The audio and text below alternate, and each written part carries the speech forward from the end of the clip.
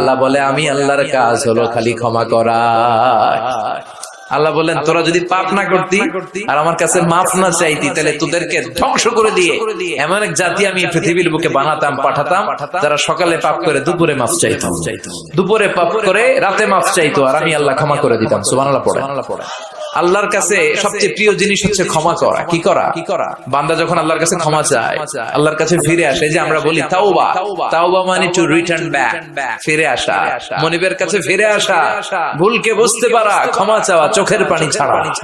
বিশ্বনবী বলেন 2 ফোঁটা চোখের পানি আল্লাহর কাছে সবচেয়ে প্রিয়। এক হচ্ছে জিহাদের ময়দানে রক্তের ফোঁটা, 2 ফোঁটা পানি আল্লাহর কাছে সবচেয়ে প্রিয়। এক হচ্ছে জিহাদের ময়দানে রক্তের ফোঁটা, 2 হচ্ছে অনুতপ্ত বান্দার ক্রন্দনরত অবস্থায় চোখের পানির ফোঁটা।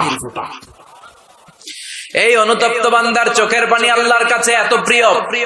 অনুতপ্ত বান্দা যখন হাত তুলে মাথাটা নিচের দিকে করে চোখের পানি ছাড়ে, ওই চোখের পানি চোখ বেয়ে নাকের ডগা পেয়ে জমিনে পড়ার আগে ওই গুনাহগার বান্দারে মাফ করে দেয় কে? সাইয়েদনা আদম ভুল করলেন, আমরাও ভুল করি।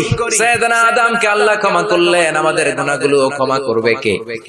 সাইয়েদনা আদম দুনিয়ার বুকে এসে শত শত বছর আল্লাহর কাছে ক্ষমা চাইলেন। আল্লাহ বললেন, আদম তোমাকে কয়েকটা কালিমাত বাক্য আমি শিখিয়ে দেই, এই বাক্যগুলো দিয়ে অনুতপ্ত হয়ে ক্ষমা চাও, ক্ষমা করে দিব। সাইয়েদনা আদম পড়তে আরম্ভ করলেন, রব্বানা যালামনা